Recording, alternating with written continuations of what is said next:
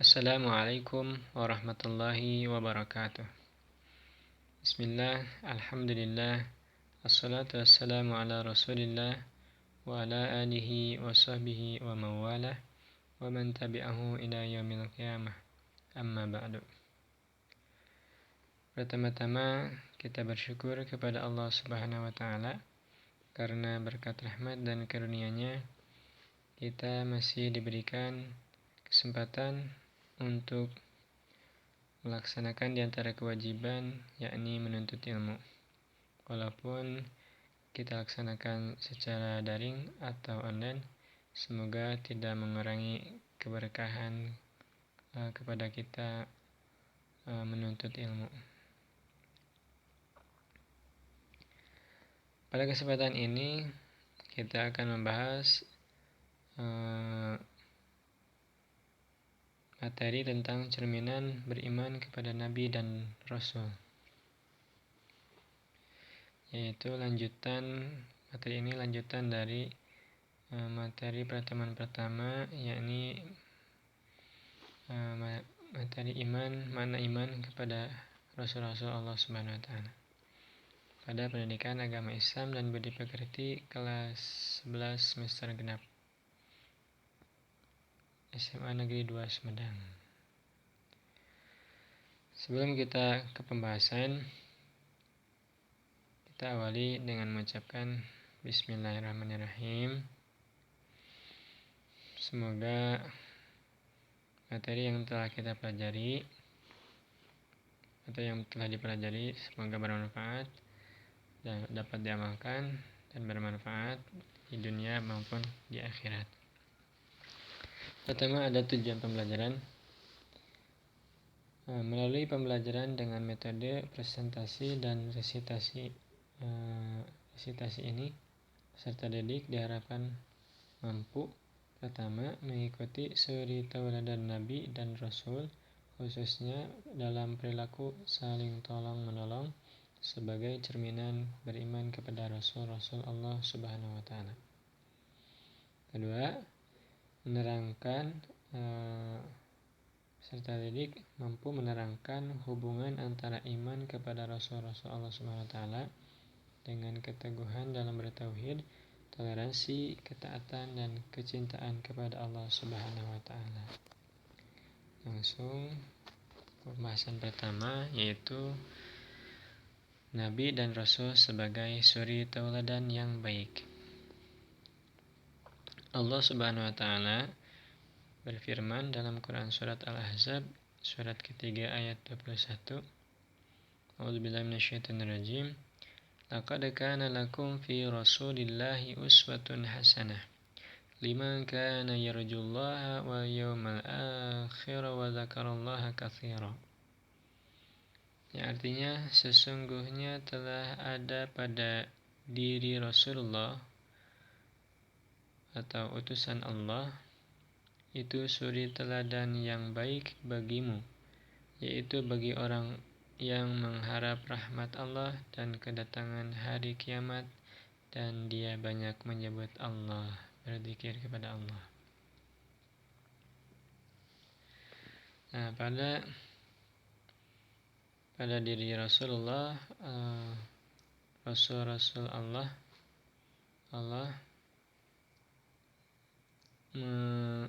menyimpan suri tauladan, menetapkan suri tauladan yang baik untuk menjadi contoh bagi umat Rasul tersebut. Kemudian ada landasan Al-Quran tentang perilaku saling tolong menolong. Allah Subhanahu wa taala berfirman dalam Quran surat Al-Maidah surat kelima ayat kedua. A'udzubillahi minasyaitonirrajim. Wa ta'awanu 'alal birri wat taqwa wa la ta'awanu 'alal ismi wal 'udwan. Wattaqullaha innallaha syadidul 'iqab. Artinya, dan tolong menolonglah kamu dalam mengerjakan kebajikan dan takwa, dan jangan tolong menolong dalam perbuatan dosa dan permusuhan. Bertakwalah kepada Allah, sesungguhnya Allah sangat berat siksaannya. Nah, pada ayat ini Allah Subhanahu wa taala menganjurkan, memerintahkan kepada kita semua untuk saling tolong-menolong dalam kebajikan dan takwa, dan jangan tolong-menolong dalam perbuatan dosa dan permusuhan. Kalau kita melaksanakan perintah Allah, niscaya insya Allah kita akan mendapatkan pahala, ganjaran, balasan dari Allah Subhanahu wa taala dan rahmat Allah Subhanahu wa taala. Rahmat Allah yang menjadikan kita mendapatkan syurganya Allah Subhanahu wa taala. Kalau sebaliknya, jika kita tidak mengerjakan perintah, malah kita mengerjakan yang dilarang, kita terancam oleh nerakanya Allah Subhanahu wa taala. Semoga kita termasuk orang-orang yang bisa melaksanakan perintah Allah Subhanahu wa taala, khususnya dalam masalah tolong-menolong sesama manusia, bahkan kepada semua makhluk. Pada hewan juga kita harus tolong-menolong. Bahkan kepada orang-orang yang non-muslim juga kita harus menolong. Menolong dalam arti bukan masalah ibadah, tapi dalam sosial kita harus saling tolong-menolong. Kalau bisa juga kita berdakwah kepada mereka supaya menyelamatkan mereka dari kesesatan kemusyrikan. Kemudian ada hadis Nabi tentang perilaku saling tolong-menolong.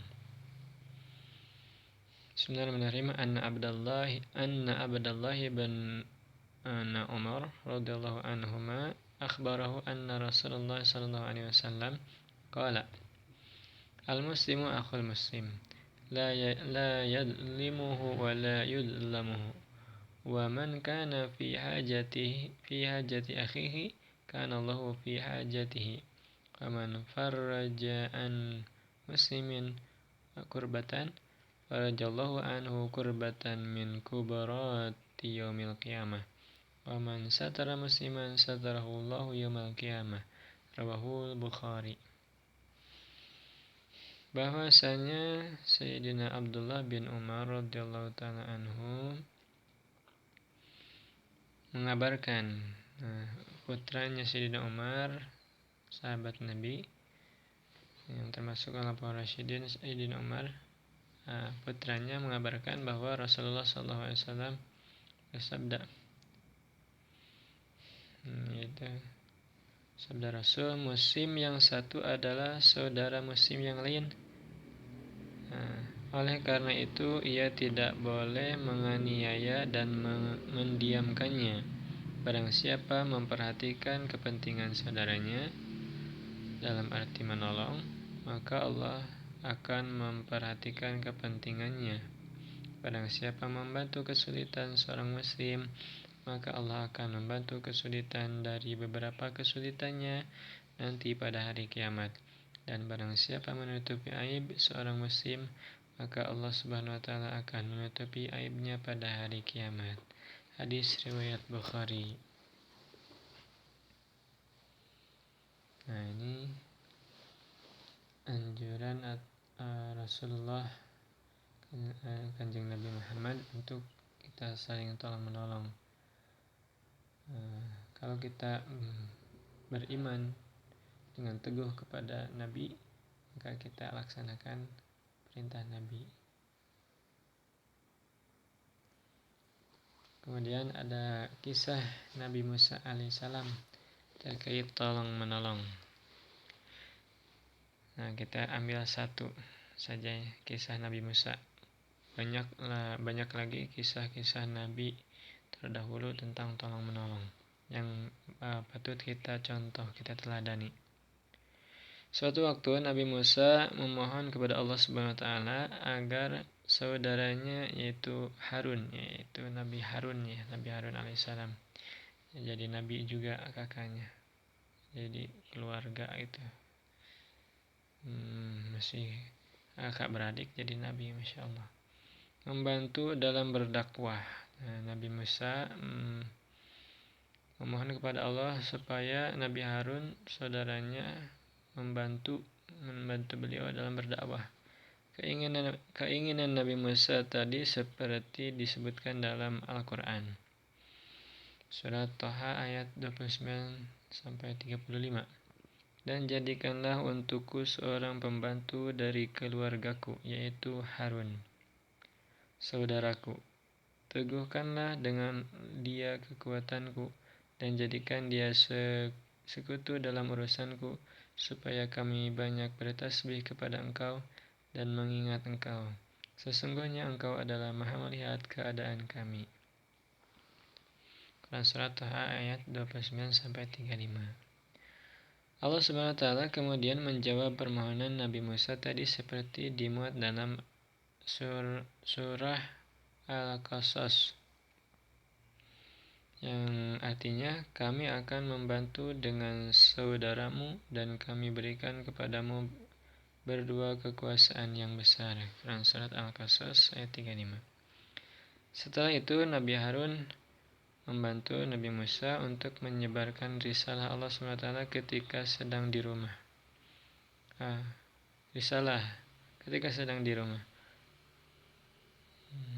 Nabi Harun juga diberikan wewenang menggantikan kedudukan Musa ketika ia sedang pergi. Jadi saling tolong menolong sesama Nabi, kita sesama manusia, sesama makhluk Allah Subhanahu wa Ta'ala harus saling tolong menolong dalam kebaikannya, bukan dalam kemungkaran atau hal yang dilarang oleh Allah Subhanahu wa Ta'ala. Kemudian hubungan iman kepada Rasul dengan keteguhan bertauhid kepada Allah Subhanahu wa Ta'ala. Ketika seorang beriman kepada Rasul yang maknanya bahwa Rasul itu adalah utusan Allah Subhanahu wa Ta'ala sebagai perantara sampainya wahyu. Wahyu itu yaitu wahyu dari Allah Subhanahu wa Ta'ala yang berupa kabar gembira bagi orang-orang beriman dan ancaman bagi orang-orang yang tidak beriman, orang-orang fasik. Wahyu itu diturunkan melalui malaikat Jibril alaihissalam kepada utusannya, rasulnya tersebut untuk disampaikan kembali kepada seluruh umat manusia. Kalau rasul kan disuruh untuk tabligh, menyampaikan kepada umat banyak. Maka ia pun orang tersebut yang beriman kepada Rasul secara tidak langsung telah beriman dan bertauhid juga kepada Allah Subhanahu wa Ta'ala dengan yakin dan teguh akan semua ketetapannya. Jadi seorang yang beriman kepada Rasul berarti ia beriman kepada Allah dan bertauhid, karena Rasul itu adalah ketetapan Allah sebagai perantara sampainya risalah atau wahyu kepada kita semua melalui Rasul, dan Rasul menyampaikan kepada para sahabat kepada para tabi'in kepada para atba'ut tabi'in, kepada para ulama, kepada guru-guru kita, sampailah kepada kita risalah atau wahyu ajaran Islam itu.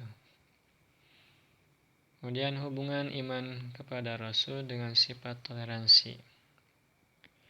Dikarenakan Rasul itu terjaga dari sifat-sifat tercela dan wajib memiliki sifat-sifat terpuji, yang diantaranya adalah sifat Raufur Rahim, yakni pengasih dan penyayang, yang maknanya selaras dengan sifat toleransi, yaitu saling menghargai.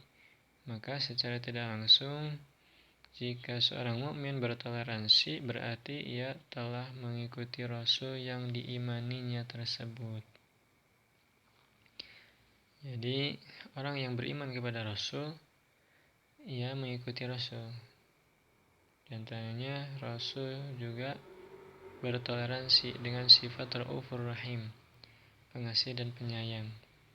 Jadi Rasul tidak serta-merta memerangi orang yang tidak seiman atau tidak ingin mengikutinya, tapi Rasul jadi tidak langsung gitu. Kalau tidak ada perlawanan dari orang musyrikin, Rasul tidak memulai terlebih dahulu untuk melawan gitu, untuk berperang pada zaman perkembangan Islam itu. Kan di Madinah juga waktu zaman Rasul ada kabilah-kabilah atau golongan-golongan orang Yahudi yang tidak memerangi. Mereka hidup berdampingan. Jadi umat Muslim di Madinah dengan umat Yahudi yang ada di Madinah itu hidup damai dengan saling menghargai, tapi tidak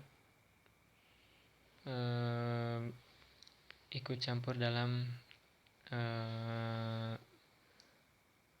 ibadah gitu. Ya, kalau dalam ibadah tetap lakum dinukum waliyadin, untukmu agamamu dan untuk agamaku. Lanjut, hubungan iman kepada Rasul dengan ketaatan dan kecintaan kepada Allah Subhanahu wa Ta'ala. Nah, di antara tugas Rasul adalah menyampaikan risalah. Kita tahu bahwa Rasul diutus untuk menyampaikan risalah, di antaranya tentang ketaatan dan kecintaan kepada Allah Subhanahu wa Ta'ala. Maka jika seorang mukmin hendak taat dan cinta kepada Allah Subhanahu wa Ta'ala, ia juga dituntut harus taat dan cinta kepada Rasulnya, Rasulullah Subhanahu wa Ta'ala. Karena Allah Subhanahu wa Ta'ala berfirman dalam Quran surat Al-Imran ayat 31, A'udzu minasyaitonir rajim, Qul in kuntum tuhibbunallaha fattabi'uni yuhibbukumullah wa yaghfir lakum dzunubakum wallahu ghafurur rahim.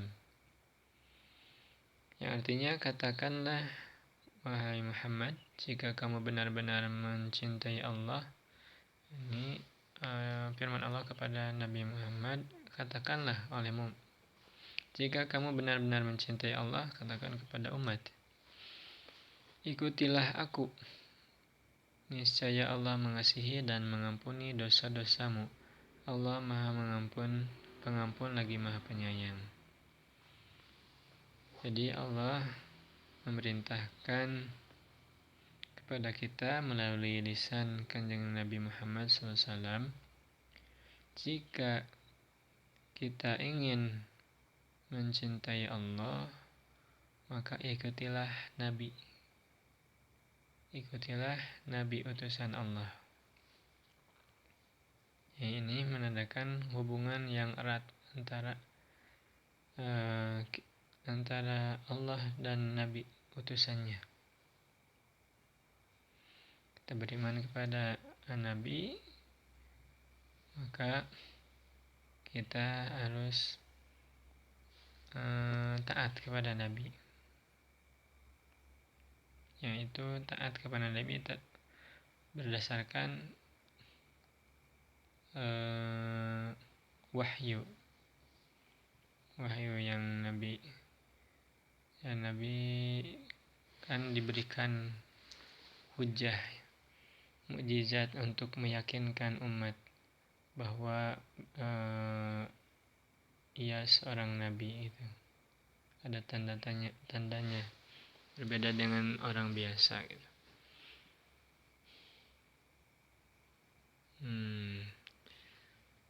Nah, kesimpulan pertama, iman kepada Rasul dapat dibuktikan dengan perkataan dan perbuatan yang mengikuti Rasul tersebut sebagai teladan.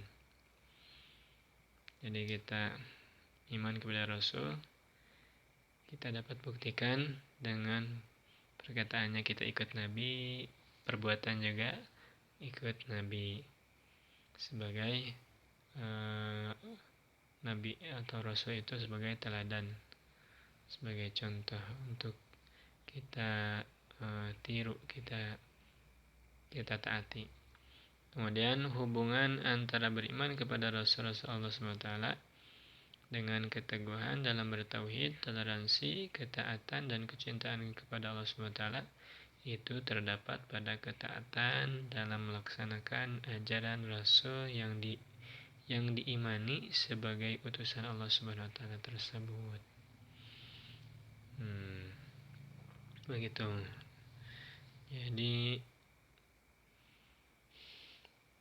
intinya kita taat kepada Rasul sama dengan taat kepada Allah,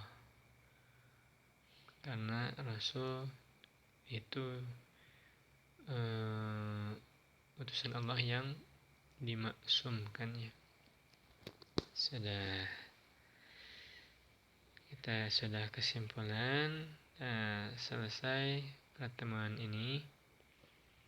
Allahu a'lam bishawab. Semoga dapat bermanfaat, dan pada pertemuan yang selanjutnya, pertemuan ketiga, insyaallah kita akan melaksanakan ulangan harian ya, ulangan bab ini, bab iman kepada Rasul-Rasul Allah Subhanahu wa Ta'ala.